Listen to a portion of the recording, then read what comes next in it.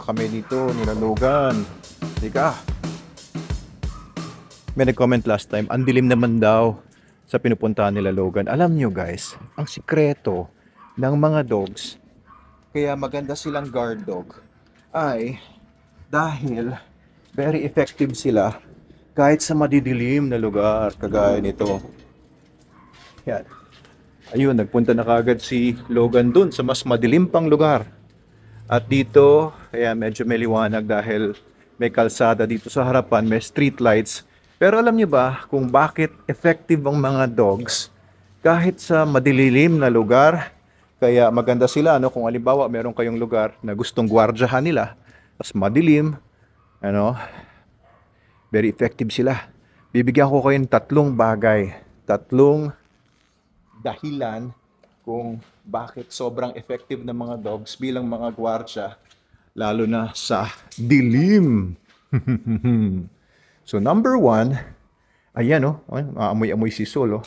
Number one is yung kanilang yung major sense organ nila ay hindi mata, kung hindi mga ilong. Yung sense of smell nila sobrang talas, kaya napoprocess nila yung mga maliliit na amoy na nakukuha ng ilong nila mula sa paligid.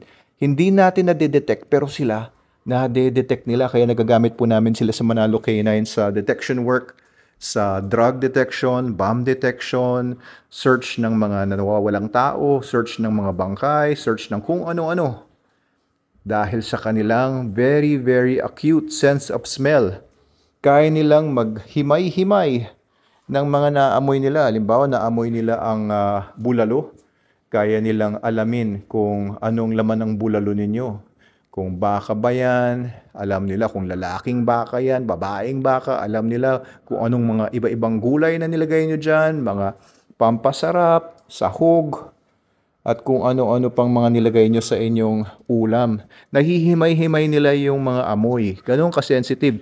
Kasi yung surface area ng nasa loob ng ilong nila, yung surface area ng kanilang olfactory mechanism ay multiple times bigger than yung surface area ng nerves na nagde-detect ng mga maaamoy nila. Kung ang tao kasing laki ng stamp or yung nilalagay sa mga sobre, yung stamp, ganong kalapad lang yung surface area ng ating loob ng ating ilong na nakaka-detect ng amoy, sa kanila kasing laki ng handkerchief, kasing laki ng panyo. Stamp versus panyo. Ganon ang pagkakaiba ng sense of smell nila sa sense of smell lang natin. Okay, that's number one, yung sense of smell nila. Kaya kahit na may pumasok doon, halimbawa, na intruder, masamang tao, madidetect nila yung molecules na nagtatravel mula doon, papunta sa ilong nila. Madidetect nila. At saka alam nyo, pagka naglalakad sila, di ba, halimbawa, winiwalk natin yung dogs natin, tapos nagzizigzag-zigzag sila. Hinahanap nun yung tinatawag na scent cone. Ibig sabihin ng scent cone is kasi pagka nandito yung amoy, maliit na pinanggagalingan ng amoy, kumakalat yung amoy papunta doon, kung galing doon ang hangin, kakalat yung amoy papunta dito, palawak ng palawak yan. Kaya tinawag siyang scent cone. From here, palaki ng palaki, parang cone. So hinahanap nila yung scent cone pagka nagzizigzag sila. Ina-identify nila kung saan nanggagaling yung source ng kanilang naaamoy. Kaya kahit nasa dilim, naamoy nila yung nasa paligid nila, and na-detect nila kung saan nanggagaling yung mga amoy na yon because of the scent cone and the scent patterns. Ganyan sila kahusay mag-track. Oo, pag gusto nilang malaman kung saan nanggagaling yung scent na na-detect nila. Uy, iihi si Logan doon. Okay, so that's number one, sense of smell. Number two, yung kanilang sense of hearing. Yung kanilang pandinig. Ayan, si Sol, earcraft nga lang ito. Yung kanilang pandinig, sobrang talas kumpara sa atin. Yung tenga nila ng mga natural dogs ay nakatayo. At nakokontrol nila para pumunta sa harapan, di ba? Tumuro sa kaliwa, tumuro sa kanan, tumuro sa likod. Kaya yung tenga nila ay na-adjust nila depende sa kung anong tunog ang gusto nilang ma-focus. Kaya lang itong si Sol nga, ay ear cropped. Kung hindi in-ear crop ang tenga niyan, bagsak ang tenga niyan. And that's the result of over-domestication. Ito naman tenga ni Logan, nakatayo dati ito pero kumuluntoy dahil sa ear hematoma. Lumobo yung tenga niya dati na puno ng dugo. Tapos nung natuyo na, nakabaluktot na siya. Yung isa pinatahi ko pa, wala ring nangyari. Kumuluntoy din. Kaya hindi ko na pinatahi yung isa. Okay lang naman. Pogi pa rin man si Logan, di ba? So yung sense of hearing nila, kaya nilang marinig yung pinakamatitinis na mga tunog at pinakamalalalim na mga tunog at mas malalim pa kesa sa naririnig natin at mas matinis pa kesa sa naririnig natin. Kaya minsan kaul ng kaul yung mga aso natin, ayun pala, may kausap na malayo o may mataas na tinis silang naririnig. Matinis na tinig silang naririnig.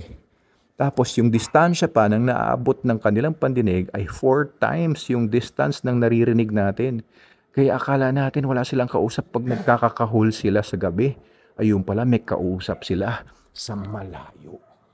So yun, sense of hearing nila sobrang acute and sobrang ganda ng kanilang sense of hearing. Kaya pag sila ay nagagwardya pagkagabi, konting kaluskus lang.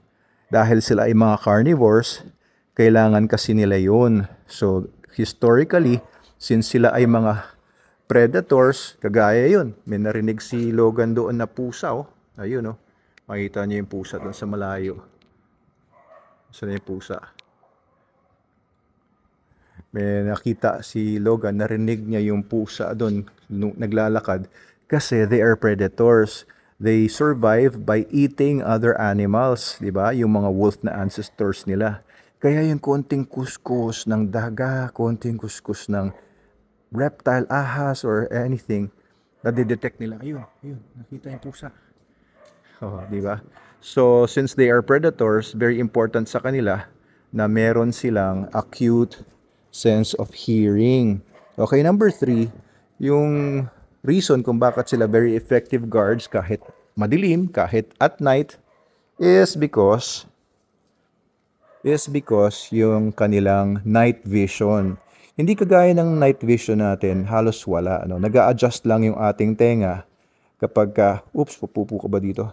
Nag-a-adjust yung tenga natin, yung mata natin kapag dumilim, mamaya-maya nakikita na natin yung mga nasa dilim kasi meron din naman tayo kahit papaano adjustment kapag madilim. Nag-a-adjust yung mata natin, dumidilat yung pupil, nagko-contract yung muscle sa paligid ng ating retina, and nag-a-allow ng more light to come in. Sa mga dogs, ganun din. Pero they have something else. They have something special called the tapetum lucidum. Yung tapetum lucidum sa likod ng retina, yun yung pagka inilawan nyo yung aso ng spotlight or headlight or ilaw sa gabi or flash sa gabi, nagre-reflect. Depende sa breed, depende sa aso. Pero nagre-reflect yung tapetum lucidum na yon. Kaya nagre-reflect yon is because binabounce niya yung mga ilaw, yung mga waves ng light, para ma-magnify yung waves ng light, mas lalo silang nakakakita sa dilim na i-intensify nila yung light at mas marami silang na-feed sa brain nila because of that bouncing mechanism nung tapetum lucidum na yun. Napakagaling ng mga aso, di ba? Number 1, yung kanilang acute sense of smell, very, very, very strong sense of smell, kaya sila very powerful sa pag-detect ng mga scent sa paligid nila. At number 2, yung sense of hearing nila. And number 3, yung kanilang night vision. Yan ang reason kung bakit ang gagaling nila sa dilim. Nawala na yung flash yung battery ko. Wala na akong battery. Paubos na to, guys. Kaya putulin ko na tong video na to. I hope you liked our video today. Ayan, pinakita ko lang na nilalakad ko dito or pinapapasyal ko dito si Logan at saka si Sol dito sa kabila. Gagawin nga pala naming warehouse itong dati naming office. Kaya within the next couple of weeks, ayan, ayusin na natin ito. Hindi na natin for sale. Kaya bantayan nyo to, Logan. Bantayan nyo rin itong ating warehouse. Oo, kasi alam mo na, sa mga panahon ngayon, ay maraming masasamang loob. Dumadami sila. I don't know for what reason, Oo. So meron tayo dun sa Manalo K9 na mga available puppies if you need a guard dog. If you need your dogs trained para maging protection dog na mga effective, contact us. Mag-message lang kayo sa amin and we will help you build your own super dog. Ayan. Meron din kami doon for Super Dog Factory program. Bibigay natin yung mga puppies for free. And then, you just have to have them trained with us and promise that you will take good care of them, the best care of them, and feed them the best dog food in the Multiverse SDN. And then, mabibigay namin sa inyo yung puppy or yung young dog kung kayo po ay qualified. No? May qualification process din po kasi yun. But if you're not qualified, you can always buy. Pwede naman kayo bumili ng aso sa amin. Ayan, so from us here, Sol and Logan, and ako si Doc Abel. Thank you po for watching the Sol series and Logan series na rin. Ayan ang aming saga dito sa aking bahay. My dogs at home dito sa Angono, Rizal po kami. Ayan, for those who want to know. Thank you po.